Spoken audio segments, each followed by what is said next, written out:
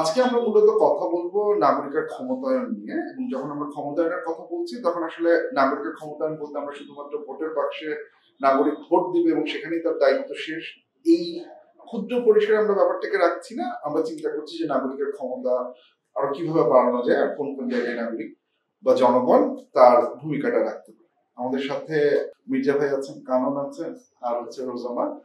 আমরা এই বিষয়টা নিয়ে কথা বলবো।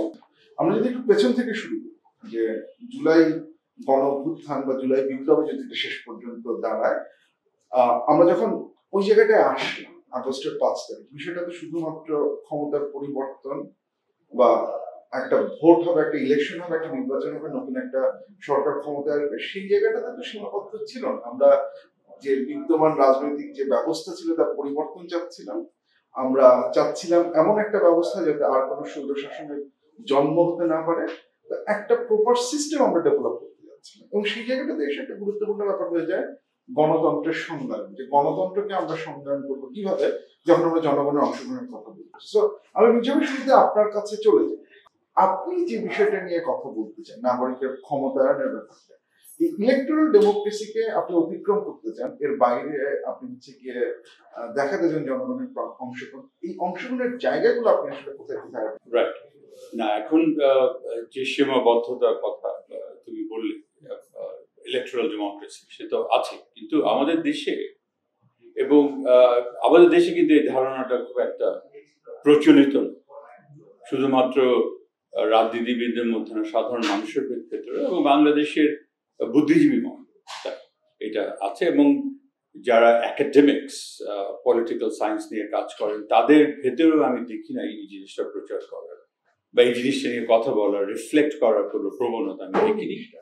এবং যে ডেমোক্রেসি শুধুমাত্র ভোটের ব্যাপার নয়, ডেমোক্রেসি শুধুমাত্র রিপ্রেজেন্টেটিভ ডেমোক্রেসি নয়, যে প্রতিনিধিত্বমূলক গণতন্ত্রের বাইরেও গণতন্ত্র হতে পারে।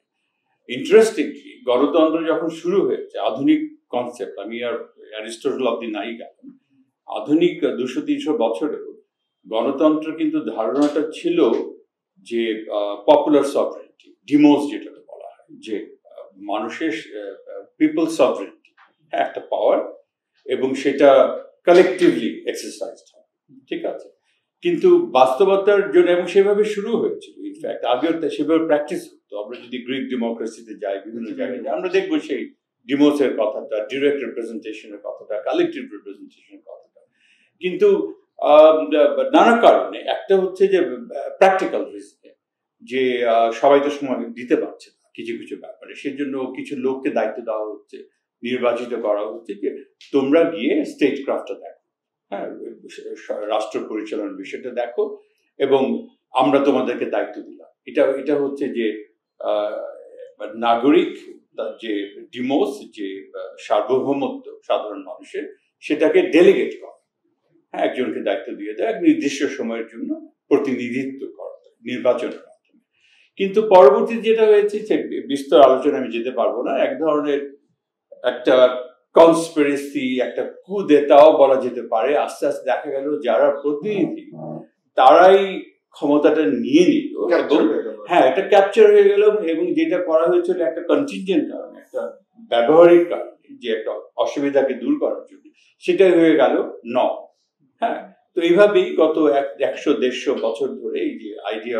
একটু যদি আমি এখানে আসি, মানে এই ব্যাপারটা আমরা বাংলাদেশের প্রেক্ষাপটে দেখছি। 91 আমরা যখন বলি গণতন্ত্রের আমাদের ট্রানজিশন, 91 তো আমরা আসলে ইলেকট্রাল ডেমোক্রেসি, 96, 2001, 2008 এবং তারপরে তো আমরা এই জায়গায় এসেছি। তাহলে আপনার যে মডেল, সেটা তো এটার বিয়ন্ড যেতে চাচ্ছে। আমাদের যদি একটু বলেন। সেটা হলো যে আমি আগের ব্যবস্থায় ফিরে যাওয়ার কথা বলছি। এমনটা নয় যে এটা বাদ দিই, এটা থাকবে, এটা থেকেই যাবে, কিন্তু এটা গণতন্ত্রের আরো কিছু অংশের মধ্যে একটা অংশ হবে। কিন্তু বৃহৎ অংশে গণতন্ত্রের আমি পার্সোনালি মনে করি সবচেয়ে গুরুত্বপূর্ণ বিষয়টা হচ্ছে collective representation of the citizen, যেটা প্রাথমিকভাবে চিন্তা করা হয়েছিল। তার বিভিন্ন দিক হতে পারে। এখন কেন এটা আমরা চাইছি এর জন্য যে আমরা দেখেছি, আমাদের ইতিহাসে আমরা দেখেছি যে যখন এই রাজনীতিবিদরা ক্ষমতায় যায়, পার্লামেন্ট ফর্ম করে, সরকার ফর্ম করে, তখন দেখা যায় যে তারপরে মানুষের যে চাওয়া পাওয়া সেগুলোর সাথে তাদের কোনো সম্পর্ক থাকে না, তাদের নিজস্ব স্বার্থ তারা দেখে। তখন মানুষের আর কিছু করা থাকে না আদার দেন প্রতিবাদ করা ছাড়া। সেটাই 5 বছরের জন্য তারা বসে গেল, এবং তারা যে ম্যান্ডেট চেয়েছিল আমাদের কাছে, তারা যে আমাদের কাছে যেগুলো প্রমিস করেছিল সেগুলো যদি তারা আর ফলো না করে, তখন আমাদের আর কিছু করার থাকে না। এটা একটা বিষয়। আরেকটা বিষয় হলো যে আমরা একটা অপোজিশনকে রাখি, হ্যাঁ, একটা গণতন্ত্রের ক্ষেত্রে, কিন্তু দেখা যায় যে কিছুদিন পর কিছু কিছু ফান্ডামেন্টাল ইস্যুতে এই অপোজিশন এবং রুলিং পার্টি তাদের ভেতরে এক ধরনের একটা আন্ডারস্ট্যান্ডিং ডেভেলপ করে যায়। আমি যেমন উদাহরণ একটা দিতে পারি যে আমাদের দেশে এই এই এই পার্লামেন্ট মেম্বার্সরা গাড়ি আমদানি করতে পারতো, গাড়ি কিনতে পারতো। আমরা যেমন 8-10 জন ট্যাক্স দিই, গাড়ির জন্য ডিউটি দিই, তাদের দিতে হতো, তাদের জন্য মাফ করে দিতে হচ্ছিল আইনগত। এখন এটা বলা যেতে পারে আইনগত, কিন্তু এটা একটা করাপশন, এটা একটা নৈতিক করাপশন, সিরিয়াস ডিসক্রিমিনেশন। আর এটা হচ্ছে কনস্টিটিউশনাল দিক থেকে এটাকে জাজ করা যায় সম্ভব না, কারণ সংবিধান সবাইকে সমান অধিকার দিয়েছে। দুইটা জিনিস। হ্যাঁ, না আমি এটা এই যুক্তিটা তার মানে কি, এইখানে আমার মূল পয়েন্ট হলো এটা নিয়ে আমরা সাধারণ মানুষ প্রচুর কথা বলেছি, প্রচুর সমালোচনা করেছি, এটাকে বন্ধ করার কথা বলা হয়েছে, আমাদের যারা বিশেষজ্ঞ, যারা অর্থনীতিবিদ তারাও বলেছে, কিন্তু এটা বন্ধ করা যায়নি, কন্টিনিউ করে গেছে। এবং এই ব্যাপারে পার্লামেন্টের মেম্বাররা, অপোজিশন এবং রুলিং তারা একদম এগ্রিমেন্টে ছিল। আমি আরো উদাহরণ দিতে পারি, ব্ল্যাক মানির উদাহরণ দিয়ে, ব্ল্যাক মানি হোয়াইট মানি করার উদাহরণ দিতে পারি। সেটাও এটা আমি যেটা বলছি যে একজন বিখ্যাত লেখক ছিলেন, ওই এখন থেকে 100 বছর বা তারও আগে একটা বই লিখেছেন, the iron law of oligarchy, তার নাম ছিল রবার্ট মিচেলস। উনি বলেছেন যে এটা ইনএভিটেবল একটা অর্গানাইজেশনের ভেতরে যাদেরকে দায়িত্ব দেওয়া হয় তাদের ভিতরে একটা স্বার্থ দাঁড়িয়ে যায়, এবং তখন অর্গানাইজেশনের অন্যরা যারা আছে, যারা তাদের রিপ্রেজেন্টেটিভ করেছে, লিডার বানিয়েছে, এটা ছাড়া আবার অর্গানাইজেশন চলবেও না। You need leader, you need division. আমি এই প্রশ্নটাকে এইভাবে একটু সেট করতে চাই যে দেখেন, আমরা ইলেকশনকে আমরা বলি ভার্টিক্যাল অ্যাকাউন্টেবিলিটি। আমরা বিভিন্ন যে পার্লামেন্টের স্ট্যান্ডিং কমিটি বা ইনস্টিটিউশনাল অ্যাকাউন্টেবিলিটির মাধ্যমে যেগুলো করি সেটাকে আমরা বলি হরাইজন্টাল অ্যাকাউন্টেবিলিটি। সোশ্যাল অ্যাকাউন্টেবিলিটির ধারণাটা তো আর এখন আর নতুন কিছু, সেটা 90-এর দশক বা আরেকটু আগে থেকে শুরু হয়ে আমরা তো বিভিন্নভাবে কিভাবে হচ্ছে যে জনগণকে দিয়ে অ্যাকাউন্টেবিলিটি এনশিওর করতে চাই। আপনি যে মডেলটার কথা বলছেন জনগণের অংশ, এটা কি পুরোটা এই সোশ্যাল অ্যাকাউন্টেবিলিটি বেসড মডেল? এটা কি কোনো এক্সটেনশন হচ্ছে? আপনি আসলে মডেলটাকে চিন্তা করছেন কিভাবে, মেকানিজমটাকে চিন্তা করছেন? অনেকে বলে, অনেক থিওরিটিশিয়ান বলে যে ওটা বাদ দিয়ে দিতে, রিপ্রেজেন্টেটিভ ডেমোক্রেসি একদম বাদ দিয়ে দিতে। আমি অতটা এক্সট্রিমে যাব না, কিন্তু তাদেরও কিন্তু অনেক যুক্তি আছে, সেটা অন্য দিনের আলাপ। আচ্ছা, তো সোশ্যাল অ্যাকাউন্টেবিলিটি কিন্তু অন্য জিনিস, অ্যাকাউন্টেবিলিটি কথাটাই অন্য জিনিস। অ্যাকাউন্টেবিলিটি হচ্ছে যে আমি ওইটার অংশ, যে ঘটনাটা ঘটছে বা যে ব্যক্তিটা ঘটনাটা ঘটাচ্ছে তার পার্টনার আমি না, তার কো ওনার আমি না, ঠিক আছে? মানে আমি আউটসাইডার বসে আমার একটা, আমি ওইটা অংশ না, কিন্তু বাইরে থেকে আমি একটা জবাব দিতে চাচ্ছি, সেটা হচ্ছে অ্যাকাউন্টেবিলিটি। সোশ্যালি বলি, ভার্টিক্যালি বলি, ভার্টিক্যাল যদি ইলেকশন হয় তাহলে সেটাও তাই, আমি আউটসাইডার। হ্যাঁ, এইখানে যে নোশনটা আজকাল ল্যাটিন আমেরিকান স্কলাররা ইউজ করছেন, আমি খুবই ওইটাকে মনে করি ভালো। সে তারাও বলছে social control rather than accountability. হ্যাঁ, আমার একটা নিয়ন্ত্রণ।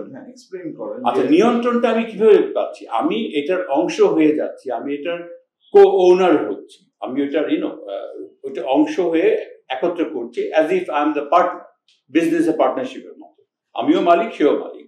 হ্যাঁ, সেই অর্থে একটা নিয়ন্ত্রণ আনার চেষ্টা করছি আমি। ডু ইউ থিংক দ্যাট এটা আসলে কালেকটিভ রিপ্রেজেন্টেশনকে ইন্ডিকেট করে? কারণ যখন আমরা এদের মেম্বার সিলেক্ট করছি, মেম্বাররা তো আইদার আসতেছে সিভিল সোসাইটি, আপার ইসে থেকে। এটা কি আসলে collective representation? Are they in touch with the real citizens, যে সিটিজেন্স এর কথা হচ্ছে গিয়ে মির্জা ভাই বলছেন, নাকি একটু অন্যরকম ভাবে এই স্ট্রাকচারটা হচ্ছে? আমার হচ্ছে মনে হয় না যে এটা আমি এটা পরে ভিডিওকে রিপ্রেজেন্টেশন হয়, কারণ হচ্ছে আমরা যেই কনস্টিটিউশনাল কমিশন যেগুলো দেখি, ইদার হচ্ছে যারা এখানে চাকরি করে তারা হচ্ছে পরীক্ষার মাধ্যমে ঢুকে, এবং হচ্ছে যারা উপদেষ্টা মন্ডলীর সদস্য হয় বা হচ্ছে অ্যাডভাইজরি সদস্য হয় তারা হচ্ছে এলিট সিভিল সোসাইটি থেকে হচ্ছে মেম্বাররা থাকে। আর একটা যেই সমস্যা আমার এখানে মনে হয় যে যদি অনেক বেশি কমিশন হয়ে যায় বা অনেক বেশি কমিশনের সৃষ্টি হয়, তাহলে হচ্ছে ইলেক্টেড যেই পলিটিক্যাল লিডার্সটা আছে তাদের আসলে পাওয়ার বেসিসটা কোথায় থাকে, এবং তাদের পাওয়ার তো এই কথাটা একটু এক্সপ্লেইন করুন। কারণ মানে আপনি কি বলতে চাচ্ছেন যে কমিশন যদি শক্তিশালী হয়ে যায় তাহলে ইলেক্টেড রিপ্রেজেন্টেটিভের পাওয়ার কমে যাবে, এরকম কিছু? ভাই হচ্ছে একটা কথা যে বলছে যে মানে অ্যাজ মাচ অ্যাজ পসিবল, মানে যত বেশি কমিশন হচ্ছে রাখা যায়, তার মানে 100টা একটু বেশি, মানে বেশি কমিশন হয়ে গেলে আমার মনে হয় যে আমি ব্যাখ্যা করবো। অবভিয়াসলি আমাদের এটা পাওয়ারকে কার্ভ করার জন্যই হচ্ছে আমাদের এই সিস্টেমটা ইন্ট্রোডিউস করা, কিন্তু এক হচ্ছে যে যারা যে পার্টিগুলো আছে যারা ভোটে দাঁড়ায়, তো তারা হচ্ছে জিনিসটা মেনে নেবে কিনা যে তাদের হচ্ছে কমিশনের মাধ্যমে তাদের একদম ডিরেক্ট শাসনের বিভিন্ন পাওয়ার কার্ভ হয়ে যাচ্ছে।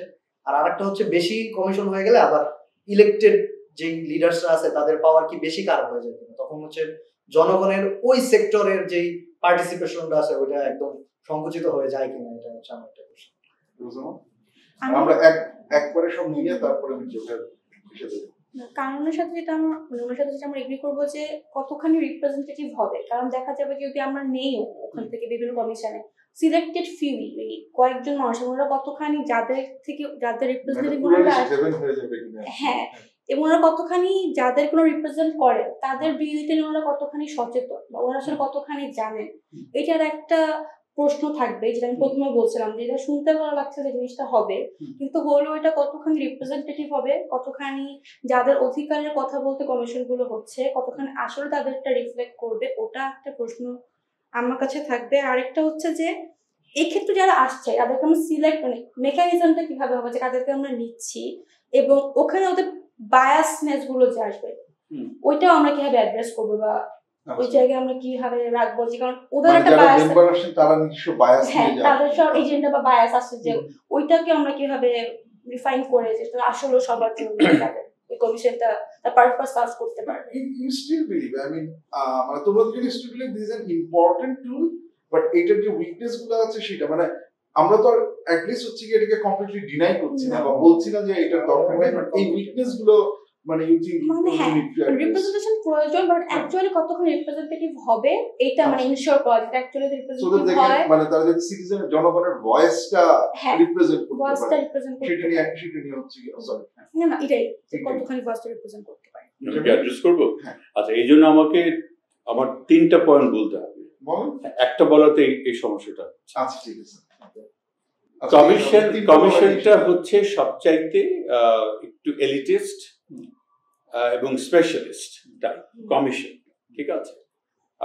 কারণ কমিশনের কাজটা এরকম, তার কিছু এক্সপার্টিজ লাগবে সে যখন একটা বিষয় দেখবে। কিন্তু খেয়াল রাখতে হবে, আমি যদি একটা নারী কমিশনের কথা মানে আপনি একটা উদাহরণ দিয়ে হ্যাঁ উদাহরণ দিই, যেমন আমি যদি লেবার কমিশনের কথা বলি তাহলে এলিটিজমের কথাটা কিন্তু কিছুটা নিউট্রালাইজ হয়। কারণ একটা লেবার কমিশন রিপ্রেজেন্ট করবে বাংলাদেশের সব ধরনের লেবারকে। একটা মানে কিভাবে হবে সেটা অন্য ব্যাপার আছে, কিন্তু লেবারের যে ইন্টারেস্ট, ওয়ার্কার্সদের যে ইন্টারেস্ট, তার ওয়েজ ইন্টারেস্ট থাকতে পারে, তার প্রোটেকশন ইন্টারেস্ট থাকতে পারে, অনেক কিছু থাকতে পারে। যেমন এখন ওয়েজ নিয়ে আমাদের কিছুটা মার্কেটের উপর ছাড়া হয়, কিছুটা ছাড়া হয় দেন দরবার স্ট্রিট পাওয়ার। এই দুটোই কিন্তু খারাপ। Market absolutely shouldn't decide wage should be decided by some criteria, হ্যাঁ, মানুষের জীবন ধারণের সক্ষমতা এগুলো দিয়ে। আর তোমার আর রাস্তাঘাটে মারামারি করে করা সেটা আমরা চাই না। এই দুটোই বাংলাদেশে এখন হয়, আচ্ছা, দেন দরবার করে, এবং সেখানে ওয়ার্কার্সরা হেরে যায় মোস্ট অফ দ্য টাইম তাদের দুর্বল পজিশনের জন্য। কিন্তু এটা যদি একটা লেবার কমিশন করা হতো, কনস্টিটিউশনাল বডি, তারা কিন্তু এটা দেখতে পারত। তারা একটা ক্রাইটেরিয়া ফলো করে, যেটা নির্ধারিত কনস্টিটিউশন নির্ধারিত, যে এই ক্রাইটেরিয়া ফলো করে দেখভাল করতে পারতো যে এখানে নিরপেক্ষতা হয়েছে কিনা। হ্যাঁ, ওয়েজের। এটা কিন্তু এলিটিজম হলো না, আচ্ছা, আমরা আরেকটু যাই, আমি শেষ করে নিলে আমার আর্গুমেন্ট। না না আমি জাস্ট জানতে চাচ্ছি সেক্ষেত্রে লেবার কমিশন, কারণ ওদের দুজনেরই প্রশ্ন হচ্ছে রিপ্রেজেন্টেশন। হ্যাঁ, লেবার কমিশনের মেম্বার আপনি কিভাবে লেবার কমিশনের মেম্বার এখন কিভাবে কমিশন মেম্বার সিলেক্ট হয় সেটা একটা ব্যাপার আছে। লেবার কমিশনের মেম্বারও সেভাবে হতে পারে যে এক্সপার্টিজ হতে পারে, লেবার ইকোনমিস্ট হতে পারে, সিভিল সোসাইটি রিপ্রেজেন্টেশন হতে পারে, ট্রেড ইউনিয়নের রিপ্রেজেন্টেশন হতে পারে, নানা সবাই হতে পারে। হ্যাঁ, সবাইকে নিয়ে। এটা আবার কে সিলেক্ট করবে এই নিয়ে তো কথা হচ্ছে। একটা বড় কমিশনের কথা না, ক্রাউড আউট এফেক্ট হবে না। কমিশন তো আমাদের দেশে আছে। কমিশন শুধু আমি কয়েকটা গুরুত্বপূর্ণ জায়গায় বাড়াতে চাচ্ছি। নারীদের নিয়ে হতে পারে, লেবারদের নিয়ে হতে পারে, বাংলাদেশের নৃতাত্ত্বিক গ্রুপদের নিয়ে হতে পারে। আমি বলছি যে হচ্ছে গিয়ে ধরেন আপনি ট্রেড ইউনিয়নকে রাখবেন, আবার হচ্ছে গিয়ে লেবার ইকোনমিস্ট রাখবেন, আবার ওইখানে হচ্ছে গিয়ে মানে মালিক পক্ষেরও তো একটা রিপ্রেজেন্টেশন লাগবে। তাহলে ট্রেড ইউনিয়নের যে প্রতিনিধি তার ভয়েসটা ক্রাউড আউট হয়ে যাচ্ছে কিনা এরকম না, সেটা তো ওখানে তো ডেলিবারেশনের ব্যাপার থাকে, কনসেনসাসের ব্যাপার থাকে, ট্রান্সপারেন্সির ব্যাপার থাকে, ঠিক আছে? এটা একটা, এটা অনেকগুলোর মধ্যে একটা। আরেকটা যেটা আমি সাজেস্ট করছি, যেটা সেকেন্ড ক্যাটাগরি, সেকেন্ড ইনস্ট্রুমেন্ট যেটা বলছি বা ইনস্টিটিউশন বলছি, সেটা হচ্ছে আমার কাছে আরো গুরুত্বপূর্ণ। সেটা হচ্ছে যে আমরা এখন যেহেতু আপার চেম্বারের কথা বলা হচ্ছে, যে বাংলাদেশে যদি একটা আপার চেম্বার হয় তাহলে আপার চেম্বারে রিপ্রেজেন্টেশনের কথা বলা হচ্ছে। এখন যেটা বলা হচ্ছে যে পলিটিক্যাল পার্টিগুলোই সিলেক্ট করবে আপার চেম্বারে প্রপোর্শনাল রিপ্রেজেন্টেশনের মাধ্যমে। এখানে অন্য কারো কিছু হচ্ছে। তো বিএনপি বা জামাত, এই দুটো পার্টির কথাই বলি, বা এনসিপি যদি কখনো দাঁড়ায়, তাহলে তারা যেটা করবে, তাদের লোকটাকে বসাবে, তাদের শ্রমিক নেতা, তাদের প্রফেসর বসাবে। একটা বায়াস থেকে এই ধরনের রিপ্রেজেন্টেশন। হ্যাঁ, আমি সেই জন্য বলছি যে এটা একটা অনেক কষ্টকর একটা কাজ, হ্যাঁ, কিন্তু শুরু করা যেতে পারে। সেটা হচ্ছে যে আমি এটা আগেও বলেছি যে এখন বাংলাদেশে ব্যবসায়ীদের, ডাক্তারদের, দুটা ভেরি এলিট গ্রুপ, তাদের খুব হাই কোয়ালিটি, অসম্ভব রোবাস্ট জাতীয় প্রতিষ্ঠান আছে। তাদের বিসিসিআই আছে, তাদের বাংলাদেশ মেডিকেল অ্যাসোসিয়েশন আছে, যেটা একটা গণতান্ত্রিক ইলেকশন করে হয় এবং সবাইকে রিপ্রেজেন্ট করে তাদের কমিউনিটি, ঠিক আছে? এমনটা যদি আমরা লেবার নিয়ে করতে পারি, এমনটা যদি আমরা নারীদের নিয়ে করতে পারি, এমনটা যদি আমরা বাংলাদেশের যে সংখ্যালঘু নৃতাত্ত্বিক গ্রুপসগুলো আছে তাদেরকে নিয়ে করতে পারি, তারা কিন্তু একটা যদি এরকম একটা ফেডারেশন করতে পারে, তারা নিজেরা ইলেকশন করে 4 জন 5 জন whatever that can be fixed later, তাদের লোক আপার চেম্বারে পাঠাতে পারে, পার্লামেন্টের আপার চেম্বারে পাঠাতে পারে। সেটা আরো গণতান্ত্রিক, আরো রিপ্রেজেন্টেশন, ঠিক আছে? এবং সেখানে আমি চাইবো রাইট টু রিকল, ঠিক আছে? তুমি গেছো, কিন্তু তুমি গিয়ে আবার অলিগার্কির মধ্যে ঢুকে গেছো, তুমি গিয়ে আবার রাজনীতিবিদ, অন্যান্য রাজনীতিবিদদের সঙ্গে এক ধরনের একটা স্বার্থ সংশ্লিষ্ট, তুমি তোমার প্রফেশনকে রিপ্রেজেন্ট করছো না, তোমাকে আমি রিকল করতে পারবো। আমি আরো বলবো যে 5 বছরে একজন না গিয়ে 5 জন যেতে পারে, একজন এক বছর থেকে ফিরে আসবে। মানে আমি যখন একজনকে পাঠাচ্ছি, আমি এক্সপেক্ট করছি সে তো এখানে নেগোশিয়েট করতে যাচ্ছে। নেগোশিয়েট আমার স্বার্থকে আমার স্বার্থ একটা নেগোসিয়েশনে যে সবসময় আমার স্বার্থ সে রিজার্ভ করতে পারবে, এটা তো নাও সার্বক্ষণিক ভাবে সে ডিসকাস করতে পারছে তার না, কিন্তু ফাইনাল যে প্রোডাক্টটা সেখানে তো হচ্ছে গিয়ে তার যে বক্তব্য সে নাও থাকে। এখন না, সেটা যদি রিপ্রেজেন্টেটিভ, সেটা যদি ট্রান্সপারেন্ট হয়, তো ও তো যাকে তারা পাচ্ছে তারা দেখবি, আচ্ছা তাদেরকে হ্যাঁ, তার রিপ্রেজেন্টেটিভ রিলেশনশিপ আছে, ঠিক আছে? এটা আর তার চাইতে আরো বড় গণতান্ত্রিক যেটা আমি চিন্তা করছি, সেটা হচ্ছে আরো লোকাল পর্যায়ে স্থানীয় শাসন ব্যবস্থা, বাংলাদেশে হতে পারে ইউপি লেভেলে অথবা হতে পারে উপজেলা লেভেলে, এটা আমরা ভাবতে পারি কোনটা বেটার হবে, বা দুটো লেভেলে হতে পারে।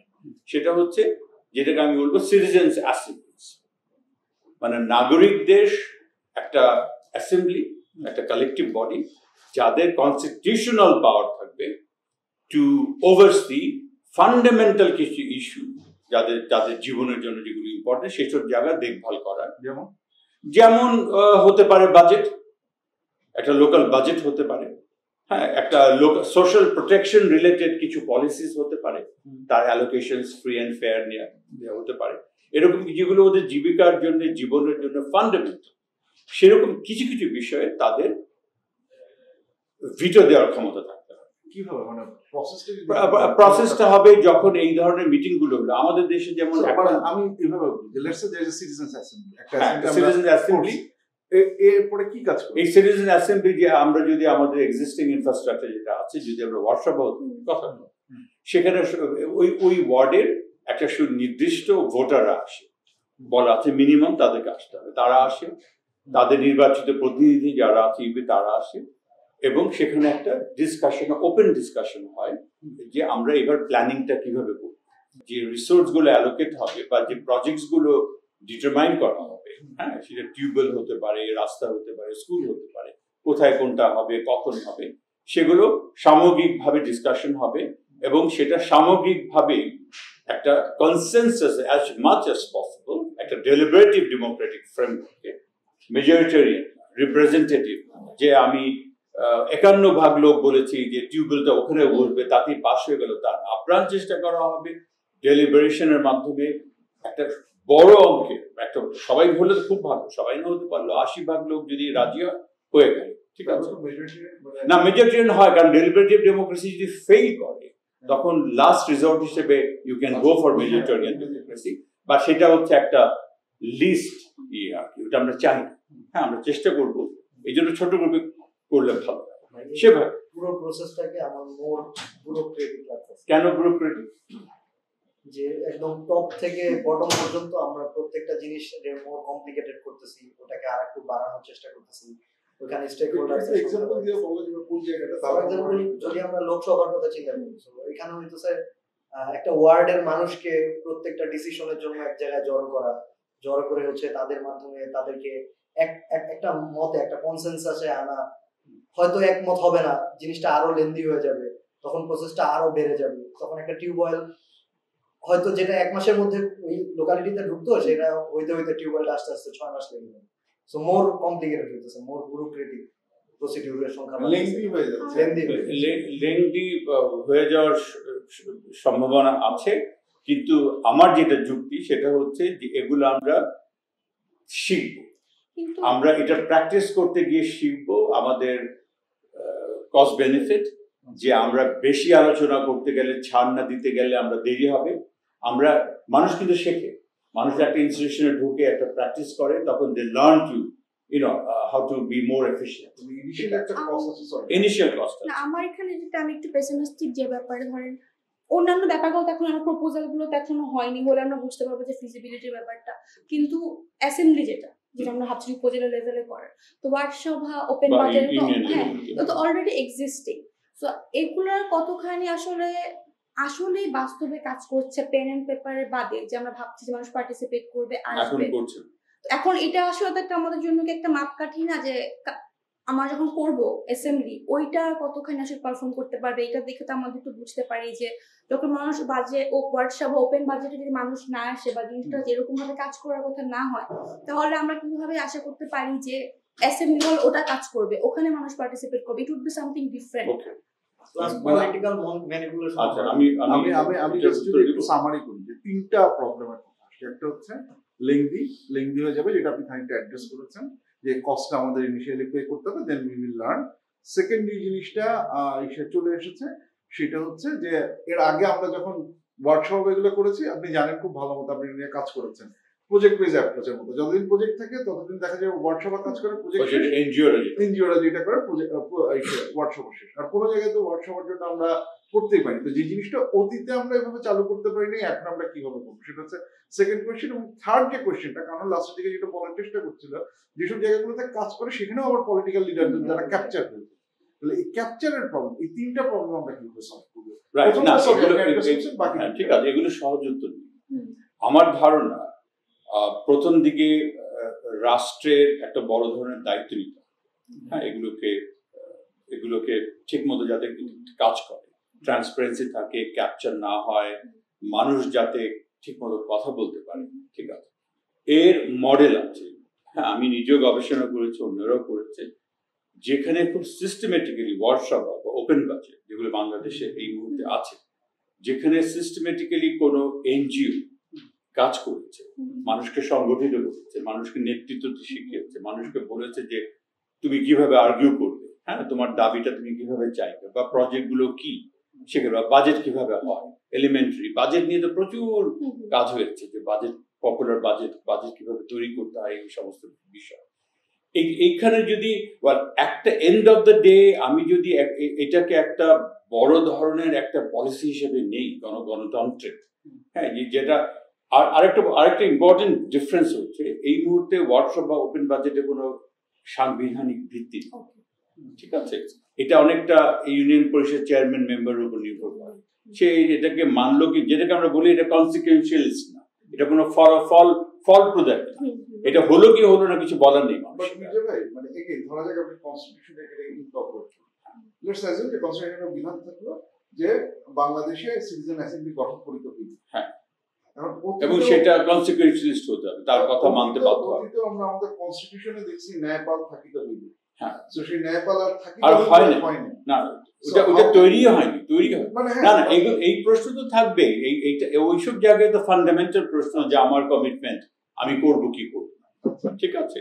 এখন এইটা যদি এই বিষয়গুলো যদি সরকার জানিয়ে দেয় বা কোনো রাজনৈতিক দল এটাকে নেয় দাবি হিসেবে, তখন মানুষের ভেতরতে একটা আশা আকাঙ্ক্ষা জাগবে, মানুষ প্রশ্ন করতে শিখবে যে এটা বলা হলো, এটা করা হচ্ছে না কেন, আর যদি ফর্মালি করে ফেলা যায় এটা বাস্তবায়ন হচ্ছে না কেন।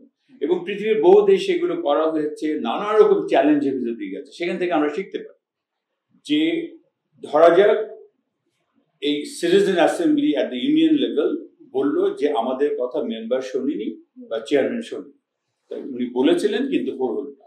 এখন চেয়ারম্যান মেম্বার বলতে পারে, মানে অ্যাভয়েড করতে পারে, পাত্তা না দিতে পারে, they can go to the upazila বা ডিস্ট্রিক্ট লেভেলে লোকাল গভর্নমেন্ট কমিশনের কোন একটা বডিতে গিয়েও সেখানে কমপ্লেইন করতে পারে, রিটেন সেটা চলে যেতে পারে হাই অ্যাসেম্বলিটা থাকবে, এটা হচ্ছে মানে রিয়েল ডিসিশন মেকিং পাওয়ার থাকবে না, মোর লাইক পুশ করতে পারবে বা হচ্ছে না না রিয়েল, আমি তো মনে করছি রিয়েল ডিসিশন মেকিং পাওয়ার থাকবে। দে ক্যান টেল চেয়ারম্যান যে আপনি এইভাবে বাজেট অ্যালোকেট করুন, সেটা কি ম্যান্ডেটরি চেয়ারম্যানের জন্য? ম্যান্ডেটরি টু দ্য চেয়ারম্যান, এরপর ডিসকাস করে নিবে। এখন যেমন চেয়ারম্যানের ইলেক্টেড হওয়ার কি দরকার?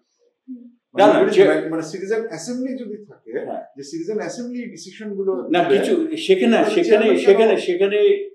সেখানে এজেন্ডা গুলো ভাগ করে নেওয়া যায়, কিছু জিনিস, আচ্ছা কিছু সাবস্ট্যান্টিভ জিনিস থাকবে তাদের কন্ট্রোলে, আর কিছু জিনিস ফাংশনাল জিনিস, ডে টু ডে ডিসিশন তাদের ডিসফাংশনাল হয়ে যাবে চেয়ারম্যানের গভর্নেন্স, তাই না? আপনি হচ্ছে যে প্রাথমিক পর্যায়ে ডেমোক্রেসির কথা বলতেছিলেন, সো মডেলটা আমি যতটুকু বুঝতে পারলাম যে সিটিজেন অ্যাসেম্বলি যদি করা হয়, আপনি লাইক বাংলাদেশের প্রান্তিক পর্যায়ে যে ওয়ার্ড আছে অথবা হচ্ছে ইউনিয়ন আছে, এগুলার হচ্ছে আপনি একটা করে সিটি স্টেট টাইপের ক্ষমতায়ন করতে চাইতেছেন, যে ওখানে হচ্ছে যারা স্টেট কিনা আমি জানি না, মানে জাস্ট অবজারভেশন না কোশ্চেন আছে, অবজারভেশন আমি হচ্ছে শেয়ার করলাম। সিটি স্টেটটা বোধহয় অনেক বেশি অটোনমাস, আমি বোধহয় ওই লাইনে চিন্তা করিনি, আমি চিন্তা করেছি সিটিজেন অ্যাসেম্বলিজ, মানে ফার্দার ডিসেন্ট্রালাইজেশন, ফার্দার মানে সিটিজেন কালেকটিভ সিটিজেনের যে কথাটা আমি ন্যাশনাল লেভেলে চিন্তা করছি, তারই একটা ফর্ম আমি দেখছি লোকাল। মানে এটা হচ্ছে যেগুলো সিটিজেনদেরকে বেশি কনসার্ন করে, মানে ওই ইস্যুগুলো সবার সাথে ডিসকাস করে নেবে, আর কিছু কিছু চেয়ারম্যান মেম্বার অথরিটিতে থাকবে যেগুলো তারা ইনস্ট্যান্ট ডিসিশন নেবে, এরকম ডিফারেন্ট। এন্ড আমার কথা হলো যে প্রমিসটা চেয়ারম্যান মেম্বার করছে ইন টার্মস অফ বাজেট বা হোয়াটএভার, সেটা সে করলো কিনা, তারই প্রমিস গুলো সে রাখছে।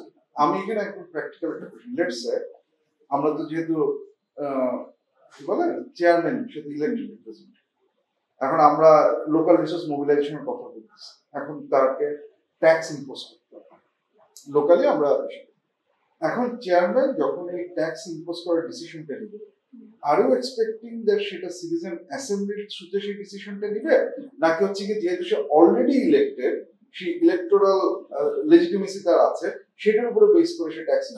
আমি ট্যাক্সের ব্যাপারটা ভাববো যে ওভাবে, কিন্তু মানে চেয়ারম্যান মেম্বাররাই ডিসিশন দেবে, ইমপ্লিমেন্ট করবে, কিন্তু আমার কথা হলো যে কিছু কিছু জিনিস যেটা ক্লিয়ারলি বলা হয় হ্যাঁ যে আমি করব কিন্তু করে না, সেই জায়গায় ওই ফলো আপটা আমি বেশি দেখবো। ওকে যে যা বলা হয়েছে সেটা করা হয়েছে। মানে অ্যাকাউন্টেবিলিটি ইনশিওর করার জন্য কাউন্সিলটা হ্যাঁ, ডে টু ডে ফাংশনে ঢোকা সম্ভব। ওকে হ্যাঁ, তাহলে তো বেশি ইনএফিশিয়েন্সি এক্স্যাক্টলি এই কাউন্সিলটা আসলে মানে নির্বাচিত করবে কে, বা কাউন্সিলের মেম্বার কারা হবে? এটা এগুলো তো হ্যাঁ, এগুলো অনেক ডিসকাশনের ব্যাপার। কাউন্সিল এখন যেমন কাউন্সিল ওয়ার্ড সভা নির্বাচন করার একটা বিষয় আছে, হয়, ঠিক আছে, বা সেরকম একটা কিছু তৈরি করতে হবে, যেটা আমি চিন্তা করিনি। Another option is আমরা তো গত 10-15 বছর we have tried মানে lot of mechanism করছি। Let's go back to that. দেখি কোন কোন ক্ষেত্রে ওয়ার্ড সভা নির্বাচনটা অ্যাটলিস্ট কিছু কিছু কাজ করছে, ওইখান থেকে আমরা কি লার্ন করতে পারি সেটা এখানে অ্যাপ্লাই করতে পারি। আমার চিন্তা ভাবনা এখনো প্রিন্সিপাল, নট দ্য মেকানিজম। তুমি সেটার জন্য ভাবতে হবে, চিন্তা করতে হবে, অনেক ডিটেলস যেতে হবে। কিন্তু আমরা যদি প্রিন্সিপালস গুলো ব্যাপারে একমত হই, তাহলে আমরা শুরু করতে পারি কাজ। আমার প্রিন্সিপালের জায়গায় একটা কোশ্চেন আছে, মানে আমি যদি ঠিক বুঝে থাকি, তাহলে দেখেন আপনি যখন কনস্টিটিউশনাল কমিশনের কথা বলতেছেন এবং হচ্ছে উচ্চ কক্ষের কথা বলতেছেন, আমি ধরে নিচ্ছি উচ্চ কক্ষের একটা লেজিসলেটিভ রোল বা এরকম কিছু একটা থাকবে। তার মানে পলিসি মেকিং আর হচ্ছে গিয়ে কনস্টিটিউশনালি সেগুলো করে। তাহলে মোর পলিসি নীতি নির্ধারণের জায়গায় আপনার যে মডেলটা, সেখানে কিন্তু স্টিল এলিটটা ডমিনেট করতেছে। আমরা যখন সিটিজেন অ্যাসেম্বলি কিন্তু ওই অর্থে আপনি যে মডেলটা বললেন, সেখানে পলিসি মেকিং বা নীতিতে আপনি খুব একটা ভূমিকা দেননি। আপনি দিয়েছেন হচ্ছে গিয়ে নীতি যখন বাস্তবায়ন হচ্ছে সেটার ইমপ্লিমেন্টেশন। তাহলে আপনার মডেলটাকে আসলে এই যে নীতির ক্ষেত্রে যে এলিট ক্যাপচারের যে ঘটনাটা ঘটে, সেটাকে কি আসলে ঠিক মতো অ্যাড্রেস করতে পারলো ন্যাশনাল লেভেলে? ন্যাশনাল লেভেলে ওইখানেও সো ওইখানেও তো আপনি এখনো ইলেকট্রাল রিপ্রেজেন্টেশনের উপরেই ডিপেন্ড। হ্যাঁ হ্যাঁ, অনেকটা তো চেম্বারের উপরে, হ্যাঁ অনেকটা তো ছাড় দিতেই হবে, কিন্তু কিছুটা কাউন্টারভেলিং পাওয়ার। যেমন আমি একটা স্বাস্থ্যনীতি করব, ঠিক আছে, কিন্তু আমি সেই স্বাস্থ্যনীতি আমার যে প্র্যাকটিক্যাল ল মেকিং করছি, প্র্যাকটিক্যাল ইমপ্লিমেন্টেশন করছি, আমার যে স্বাস্থ্যনীতি ঘোষিত হয়েছে সেটা মিলছে না। সেখানে একটা প্রেশার আসতে পারে from the other constitutional body থেকে, বিভিন্ন জায়গা থেকে। এখানে হচ্ছে গিয়ে খুব সিস্টেমের একটা মেকানিজম যেটা এটা ব্লক করা যায়। এই যে সিস্টেমটা, এইটা যে হচ্ছে গিয়ে কেউ উপস্থাপন করবে, উপস্থাপন তো আমি তখনই করব যখন আমি নিশ্চিত যে এটা বাস্তবায়ন, কারণ এটা তো একটা কন্ট্রোভার্সি আছে। এটা এখন আপার চেম্বার যদি থাকে এবং আপার চেম্বারে যদি হচ্ছে গিয়ে আমরা তার লেজিসলেটিভ পাওয়ার, তাহলে 51 ভোট না থাকলে আমি যদি নিশ্চিত না হই যে গাড়ির সেটা হবে, তাহলে কিন্তু আমি যাব না। দ্বিতীয়ত ধরা যাক আমার আছে, আমি দিলাম, মির্জা ভাইয়ের যে মডেলটা, সেখানে হচ্ছে গিয়ে বিভিন্ন ইন্টারেস্ট গ্রুপ থেকে, বিভিন্ন প্রেশার গ্রুপ থেকে আপনার রিপ্রেজেন্টেশন আসছে। So there is a pretty good possibility labour যে রিপ্রেজেন্টেশন, সে বলতে পারে যে আমি এই গাড়ির সেটা আমি সাপোর্ট করতেছি না, এবং ধরা যাক সে বললো যে আমি সাপোর্ট করতেছি, তখন আমার তাকে রিকল করার একটা অপশন বাকি লেবারদের থাকবে যে এই জিনিসটা আমার স্বার্থে আসতেছে না, তুমি তোমার পার্সোনাল ইন্টারেস্টের জন্য তুমি গাড়ির প্রস্তাবে রাজি হয়েছো, বা সাদা টাকা কালো করার জন্য, কালো টাকা সাদা করার জন্য রাজি হয়েছো, সে তখন তাকে রিকল করতে পারে। তাহলে একটা সার্টেন চেক, আমি যদি মির্জা ভাই কারেক্ট মি রং, মানে ইটস নট শুধু কনস্টিটিউশনাল কমিশন না, এই আপার হাউসটা যদি ঠিকঠাক মতো কাজ করে, সেটাও একটা চেক হিসেবে এখানে কাজ করতে পারে।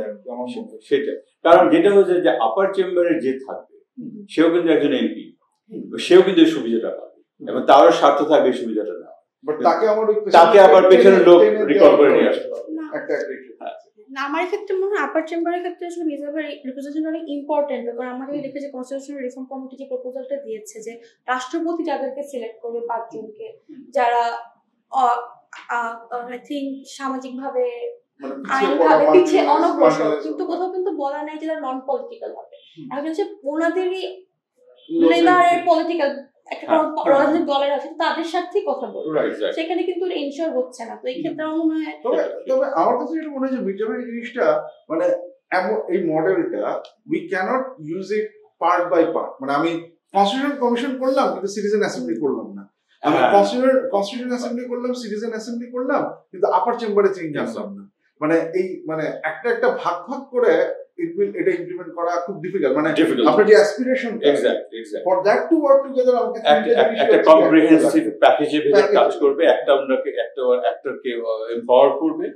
আর যেটা আমি বারবার, সেটা হচ্ছে ম্যাকিয়াভেলির একটা ভালো কথা ছিল, সেটা হচ্ছে প্লেবিয়ান কনস্টিটিউশন, যেটা প্লেবিয়ান মানে হচ্ছে ওয়ার্কিং পিপল, তারা তার কথাটা ছিল constitutionalising the people who do not rule. That sums up. যারা আমরা শাসন করি না তাদেরকে কনস্টিটিউশনাল পাওয়ার দেওয়া। হ্যাঁ, এখন আছে কনস্টিটিউশনাল পাওয়ার যারা শাসন করে তাদের, পলিটিশিয়ানস মেইনলি, হ্যাঁ, বা কিছু কনস্টিটিউশনাল বডি, স্পেশালিস্ট বডি, কিন্তু সাধারণ মানুষের কাজ নেই, এইটাকে যতদূর বাড়ানো যায়। এই জন্য সিটিজেন অ্যাসেম্বলি তারও একটা কনস্টিটিউশনাল পাওয়ার আছে। কিন্তু আমার ভাবছি মনে হয় এখানে আমাদের চ্যালেঞ্জও যেটা, যে পাওয়ার যদি দিতে চাই ওটাকে তো নেওয়ার মতো থাকতে হবে।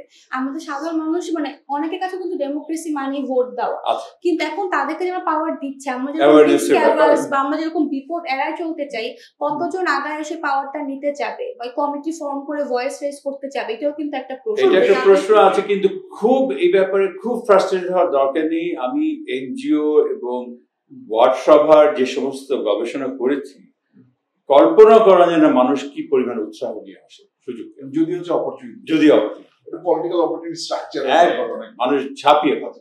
আমাদের একদম শেষে আমরা ফাইনাল থটস কোনো কিছু আছে যেটা অ্যাড করতে চাই? মানে আমি যদি বলি যে আমরা যে জিনিসটা নিয়ে কথা বলবো, আমরা শুরু করেছিলাম ইলেকট্রাল ডেমোক্রেসির দুর্বলতা নিয়ে, এবং সেটা নিয়ে কথা বলতে যে আমরা মোটা দাগে দুইটা জায়গার উপর আইডেন্টিফাই করেছিলাম। এক হচ্ছে কি এখানে সিটিজেনের অংশগ্রহণের জায়গা থাকে না, এবং দুই হচ্ছে যে যারা এখানে আছেন তারা তাদের নিজের ইন্টারেস্টে কাজগুলো করেন, যার ফলে একটা ক্যাপচার্ড একটা সিস্টেম তৈরি, একটা অলিগার্কি তৈরি হয়, যেটা আমি iron law of oligarchy Michel সেলিটার দিতে ব্যাখ্যা করার চেষ্টা করছিলাম, এবং যেটা ইনএভিটেবল। এবং বাংলাদেশের ক্ষেত্রে আমরা যেটা দেখেছি, যখন আমাদের ইলেকশন ছিল ডেমোক্রেসি, তখন আমাদের বেস্ট পসিবল সলিউশন হচ্ছে এই iron law of oligarchy.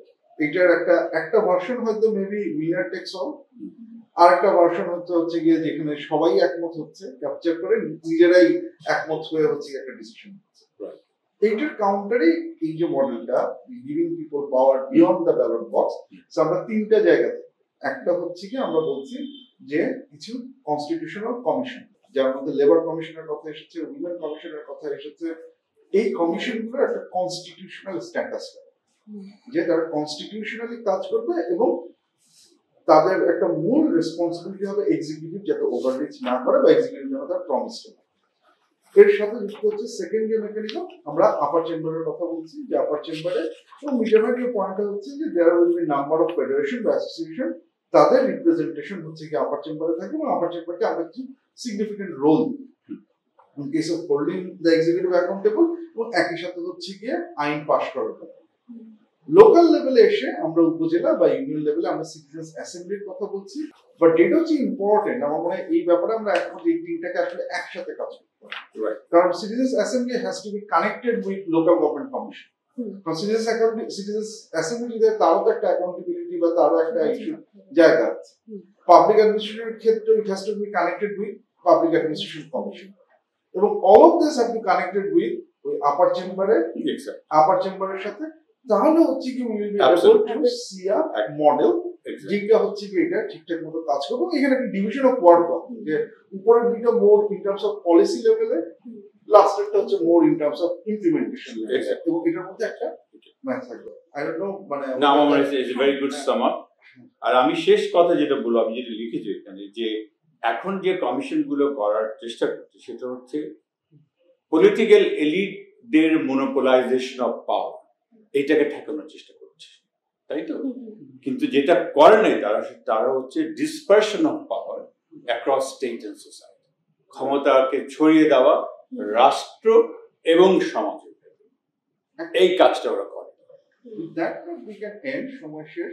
But একটা জিনিস আমরা কথা বলি নাই, হাউ ক্যান, মানে এটার ফিজিবিলিটি, আমরা পলিটিক্যাল পার্টিগুলো যারা এটাকে করবে তাদেরকে আমরা জিনিস আসলে খাওয়াতে পারবো বা আমার এই কোশ্চেনটা ছিল যে পলিটিক্যাল পার্টিগুলোর যে পাওয়ার কার্ভ হয়ে যাচ্ছে বা ইলেক্টেড লিডারদের পাওয়ার, তারা কেন তারা মেনে নেবে? আমি আমার হাত কেন বাঁধবো? ডেফিনেটলি আমি এক্সপেক্ট করছি না আমাদের যে মেইন স্ট্রিম পার্টিগুলো কেউ করবে না। আমি তো এখন টেরও পাচ্ছি, আমরা বিএনপি অলরেডি বলে দিয়েছি আইডিয়া। আমরা তো সবসময় হচ্ছে গিয়ে যখন প্রিন্সিপাল এজেন্ট সময় তো বোধহয় নাই, প্রিন্সিপাল এজেন্ট থিওরি নিয়ে যখন কথা বলি আমরা তো মানে মোরাল হ্যাজার্ডের কথা বলি। There is an idea, principles moral hazard. যেমন গভর্নমেন্ট বা সরকার সে কেন ব্যাংক বা ব্যাংকের স্বাধীনতা চায়? সে তো গভর্নমেন্টের ইন্টারেস্ট হচ্ছে গিয়ে টাকাটা যদি আমি নিজে নিয়ে মানে চুরি করতে পারি। সে ব্যাংক এবং ইন্ডিপেন্ডেন্ট ব্যাংক কেন চায়? কারণ সে জানে যে আমি যদি চুরি করি তাহলে আমি যে পরিমাণ লাভ পাবো এটা শর্ট টার্ম বন্ধ হয়ে যাবে, লং টার্মে যদি হচ্ছে টাকাগুলো ব্যাংকে থেকে ইনভেস্টমেন্ট হয় তাহলে আমি তার থেকে হয়তো ভবিষ্যতে আরো বেশি চুরি করতে পারবো, কিন্তু সেটা লং টার্মে ফিজিবল। এরকম একটা মোরাল হ্যাজার্ড টাইপের সিনারিও আমরা কি বিল্ড করতে পারি কিনা, যেখানে পলিটিক্যাল পার্টিরা সিচুয়েশন আসতে পারে যে হাত বাঁধাটা লং টার্মে তাদের জন্য কোনো বড় প্রফিট আনতে পারে। আমাদের 53 বছর ইতিহাস সেটা বলে সেটা এবং আরো নেক্সট 53 বছর বলবে কিনা আমি নিশ্চিত না। এর জন্য এটা আমাদেরকে অনেকটা শক্তি দিয়ে, নাগরিক শক্তি দিয়ে করতে হবে। সেটা আমরা পারবো কি পারবো না টাইম উইল টেল। আমার শুধু এটুকু আশা যে একটা নতুন ধরনের কিছু লোক দল করার চেষ্টা করছে। মানুষের চিন্তা চেতনা এই অভ্যুত্থানের পর অনেক বদলে গেছে। এইটা একটা সুযোগ, এই সুযোগে এই সমস্ত কথাবার্তাগুলো সামনে আশা করা যায় মানুষ সেটাকে গ্রহণ করবে এবং মানুষ থেকে শিখছে এবং আরো শিখবে।